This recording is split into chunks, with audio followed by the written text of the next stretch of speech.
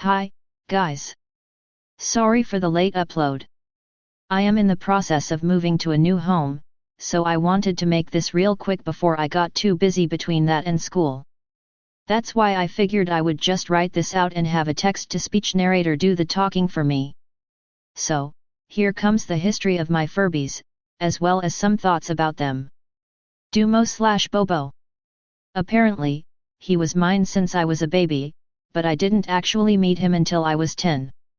He was my first Furby ever, and the one who kicked off the nightmares for me from my first time witnessing the low battery glitch jump scare. When I first got him, I was fascinated by all the moving parts and the sensors. As a blind person, I was always into sensory toys. I liked how I was able to tilt him and he would get all excited. I also found that he had quite a unique voice and way of speaking versus all the toys I'd ever played with. His voice was different, but had a sweet tone. But I neither really loved him nor disliked him. I was more fascinated by him than anything. I played with him a lot. Until the day I picked him up and he gave me the scare of a lifetime. I remember it so well. I sat on my bed and picked him up off the floor and turned him almost upside down. He woke up and started to sing cheerfully, though his voice was wobbly, but then, not even a quarter of the way through his little morning jingle, he screeched, and I did my best to cover my ears immediately. He scared me so bad I left him with little more playtime for years. I didn't try to bring him back to life till 2022, which was just as traumatic, since his gears dropped and his voice glitches. I'm still rehabilitating his motion sensor, but other than that, he works fine now and is my little pop star, as you can hear in the first video. When bringing back to life I fantasized about him being a virtual singer since I'm such a fan of Vocaloid and stuff, and had discovered Furby Mix not long before bringing back my Furby. I brought him back in 2022, after finding Furby Mix and those Furby videos from people like Silvolf and others.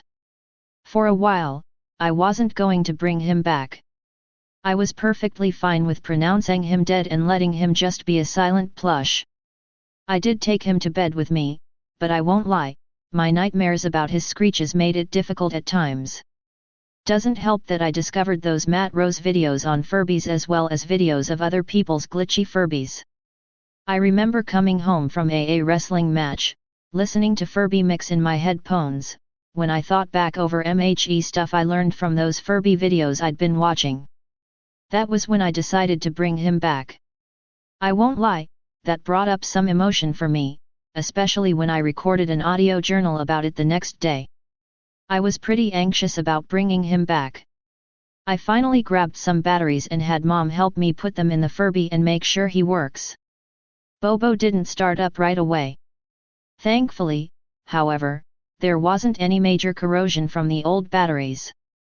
We spent a few minutes with him, and suddenly, he went into the motor seizure, you know, the one where his gears are stuck in forward motion. At the time, I didn't understand where the reset button was, which I didn't learn more about until quite a bit later. So, we had to take out the batteries to stop his seizure. Once I was alone with him, I had a full-on panic attack that left me in tears. I may have also been somewhat grieving not being able to give that Furby another chance at life. A couple weeks later, I tried to get him working again. I had a brilliant idea to do this with headphones on in case he glitched. That way, I'd have some ear protection. Sure enough, he did glitch. Not once, but twice. It scared the heck out of me, although the headphones did kind of help. When I decided, again, to try getting him working later, he wasn't glitching anymore, but I could not get him out of his going back to sleep thing. I'd never seen him have this problem so badly. He did it here and there back in the day, but now, it seemed like that was all he did. 2 months after my first try at waking him, I finally got him to wake up without going back to sleep. But it seemed that none of his sensors worked, except for his Misun sensor, which was way overactive because the batteries he had in were cheap quality. It wasn't much fun at all.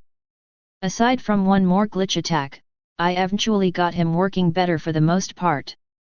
Other than the sleep thing, he came back to his old self. As I said, his motion sensor is still wonky, as well as his light sensor, but he is healthy.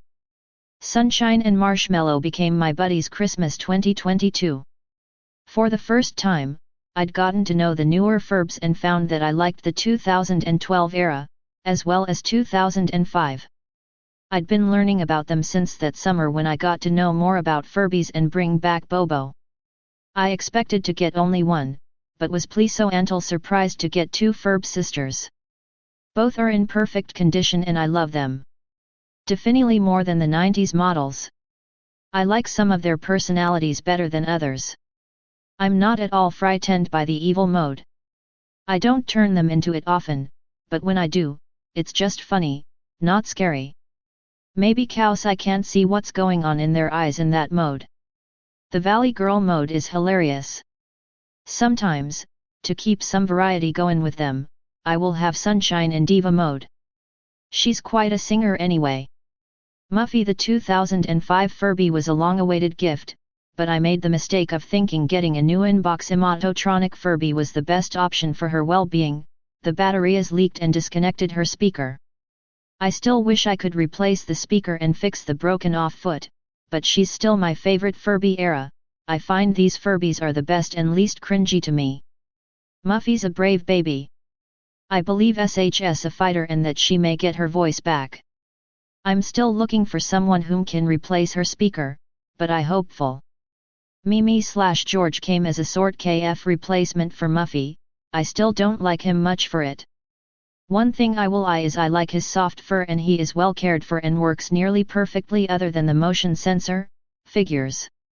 I really didn't want any more 90s Furbys, but the last two I got because I actually kinda liked them. My wolf buddy, Tolululco, soon after and is a real fave. He's squishy and tiny and a perfect travel buddy and can't scare me. I took him to Silver Dollar City with me and I stashed him in my seatbelt at one point on the way home. It was so cute how his ears stuck out like a kitten. Songbird, the Roll Furby 2023, I got solely to see if I'd like him better in person because of the activity unlocks, but she, like the Connect era, is incredibly annoying and cringy, not into the new era of Furbys that much, although I couldn't help getting the Furblets. I skipped Ooku and Lovely Bee, they were way too much on the singing. I got a prob with singing. But I got everybody else. I think Pixel's my fave. The latest two Furblets, Angel Furby and the Furby Baby, were my birthday presents this year. I like that the Angel and Baby are in fresh condition. Let's hope for no scares, but no promises. There you have it. Would love to hear also of your stories as well.